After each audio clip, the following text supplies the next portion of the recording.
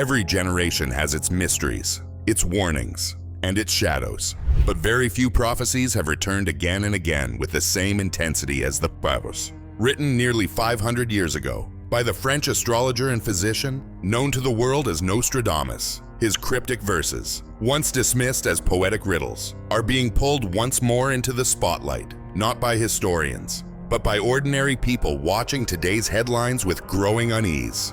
Why now?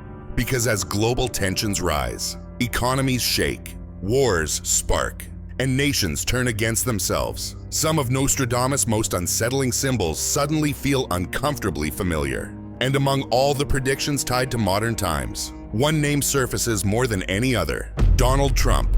A trumpet shaking the empire, a wounded lion returning with fury, a leader cast down, only to rise again during a time of great division, a mirror shattering, leaving people unable to see themselves. These phrases were written before America was a nation, before democracy as we know it existed, and centuries before the rise of modern political polarization. And yet, millions of people, from scholars to pastors to political analysts, believe these ancient phrases strikingly resemble the moment we are living in right now. But the deeper question is not whether Nostradamus predicted Trump, 2026, or political turmoil. The deeper question is, why do these prophecies suddenly feel alive? Why do they mirror our world so precisely? And what does that mean for the future? Politically, spiritually, and personally. This essay explores the history, symbolism, and modern interpretations surrounding Nostradamus' writings, especially those believed to reference the United States and the potential return of a wounded but powerful leader. But it goes further. It examines why these ideas resonate so strongly today and what they reveal about our culture, our fears, our faith, and the spiritual crossroads we now face. If you follow prophecy, biblical symbolism, or the patterns of global history, this journey may challenge you, surprise you, and force you to look deeper than the surface of current events. Because this is not just a story about a 16th century writer. It is a story about us, our world, our division, and our future. 1. The mysterious legacy of Nostradamus. Michel de Nostradamus lived during a time of upheaval. Plagues ravaged Europe, kingdoms collapsed, and political chaos was part of everyday life. Out of this storm emerged hundreds of short, symbolic poems that he called quatrains. These writings were purposely cryptic, blending French, Latin, Greek, and wordplay to conceal meaning from religious authorities, who often condemned anything that smelled of forbidden knowledge. His goal was not to give precise timelines or literal predictions. Instead, he created symbolic puzzles, images that could be interpreted across many eras. That is why his writings have survived wars, revolutions, and cultural shifts. Their power lies not in clarity, but in ambiguity, enough detail to spark recognition, enough mystery to provoke debate. Every time the world enters a period of dramatic change, people instinctively return to his prophecies. During World War II, during the fall of the Twin Towers, during political revolutions, and during global pandemics, Nostradamus' name resurfaces, as if each crisis acts like a key unlocking new layers of meaning in his verses. Now, in a time of intense political division and escalating global conflict, his writings have surged to the forefront once more. 2. Symbols that sound too familiar among his hundreds of verses. Several stand out for their uncanny resemblance to modern events in the United States. One mentions a trumpet shaking the empire, a leader from the West falling and rising again, a storm of division that does not calm, brothers turning against brothers to historians. The trumpet could simply symbolize authoritative power. To modern readers, it inevitably draws attention to the name Trump. Another quatrain refers to a lion wounded but returning stronger, a kingdom divided into two heads, a leader rising again during a burning summer. The lion, traditionally a symbol of rulership, appears as injured, rejected, but not defeated. Many see this as a metaphor for Trump's political fall and enduring influence. The double-headed empire evokes a nation divided within itself, something that captures the current landscape of American politics with striking accuracy. And the burning summer recalls moments of civil unrest, protests, and widespread tension. Coincidence, imagination, or something deeper? The truth is that symbols endure because they express universal truths. Nostradamus's verses may not point to exact individuals, but they capture patterns: political rise and fall, national division, societal confusion that repeat throughout history. In this sense, the uncanny resemblance between his writings and current events is less about pinpointing predictions and more about recognizing cycles of human behavior. 3. The Man of Gold and the Fragile Eagle. Other verses mention a land across the Great Sea, a new world bathed in iron and fire, and a golden tower trembling beneath an eagle's shadow.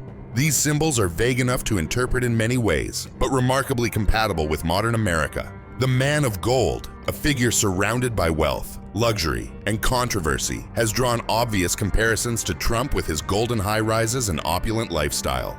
Whether admired or despised, his presence provokes powerful emotional reactions. The eagle trembling is even more evocative. Given the eagle's role as America's national symbol, Nostradamus describes a powerful nation staggering in uncertainty, circling without direction. Many connect this imagery to America's current internal struggles: economic instability, political division, social conflict, and the growing sense that the nation is spiritually unmoored. Again, Nostradamus may not have foreseen the US directly, but the metaphors fit because the patterns of human history never die. Nations rise, divide, weaken, and search for a leader to restore direction. 4. The year 2026. Turning point or misinterpretation.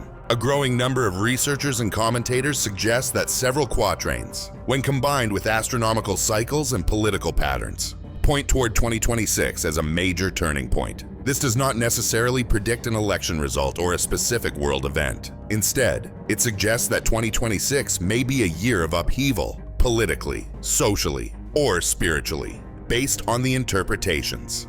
A divided empire begins to fracture. A rejected leader attempts to return. A summer of unrest or crisis unfolds. Major decisions shape the future of nations. To critics, these connections may seem forced. To others, they feel eerily plausible given rising global tensions. But the most alarming part is not the politics. It's the spiritual implications that follow. 5. When prophecy meets the Bible. Many Christians who examine Nostradamus through a scriptural lens notice unsettling parallels with the Book of Revelation. Revelation speaks of sakunen, trumpets signaling divine judgment, false peace, nations in turmoil, leaders rising with great influence, hearts growing cold, truth being distorted. Though Nostradamus did not claim biblical authority, some interpreters believe he sensed spiritual patterns that align with the Bible's warnings. A quatrain describes a trumpet sounding before the fall and a lion crowned in darkness. The symbolic overlap is impossible to ignore. In Scripture, trumpets announce moments of divine intervention. In prophecy, lions represent power or judgment. The blending of political upheaval and spiritual crisis is exactly what biblical prophecy warns about in the last days. This does not prove that Nostradamus predicted the end times, but it does explain why so many believers feel that the current moment carries spiritual urgency beyond politics. 6. The Shattered Mirror. Society losing its identity. One of the most disturbing lines in Nostradamus's texts speaks of a time when the mirror shatters and people no longer see themselves. Interpretations vary, but many believe this symbolizes a collapse of truth, a breakdown of identity, widespread deception, a culture unable to recognize right from wrong, a society spiritually blinded. Look at the world today. Gender debates reshaping identity, truth becoming subjective, and online propaganda warping perception. Families divided over politics, churches split over ideology, a generation unsure of who they are. The mirror metaphor resonates painfully well. This may be the most important part of the prophecy, not the return of a political figure, but the crisis of identity, belief, and truth happening inside individuals and communities. 7. Trump, a divider, a protector, or a test. Within Christian communities, interpretations of Trump vary dramatically. Some see him as a defender of Christian values, a disruptor of corrupt systems, a leader used by God despite flaws, comparable to Cyrus or Nebuchadnezzar, imperfect men used for divine purpose. Others see him as a symbol of division, a figure of pride, a warning of judgment, a catalyst for chaos. These believers worry that loyalty to a man could overshadow loyalty to God. Both interpretations agree on one point. Trump is not spiritually neutral. His rise and fall reveal the condition of society, what people fear, what they hope for, and what they put their faith in. The true test may not be about him at all. It may be about us. What do we cling to when the world shakes? Political saviors or spiritual truth? 8. The final signs. A world on edge. The closing verses of Nostradamus' writings are among the darkest. A return followed by silence. Thunder without warning. A crown lifted high, then burned. Nations trembling. A final storm approaching. These images have fueled centuries of speculation. But in today's world, war, economic fragility, moral confusion, they strike a different chord. To many, these warnings feel less like predictions and more like reflections of a world reaching its breaking point. But Scripture reminds believers that moments of shaking often carry purpose. To separate truth from deception, to awaken sleeping faith, to expose what people rely on, to drive humanity back to God in this sense. Prophecy, biblical or otherwise, functions not as a threat, but as a summons. At the center of all the debates about Nostradamus, Trump, and 2026, one truth rises above everything else. This has never been about one man.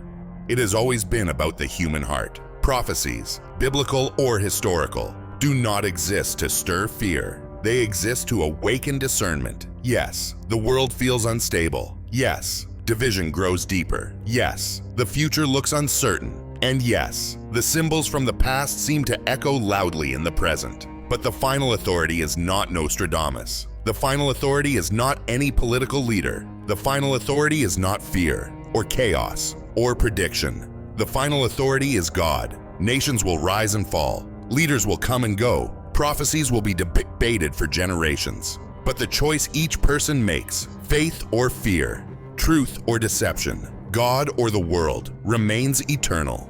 So the real question for our time is not, did Nostradamus predict Trump? The real question is, what is this moment revealing about us? What do we trust? What do we fear? What do we believe? And who will we follow when the world grows darker? Because when the mirror shatters, and it may already be cracking, only those rooted in truth will know who they really are.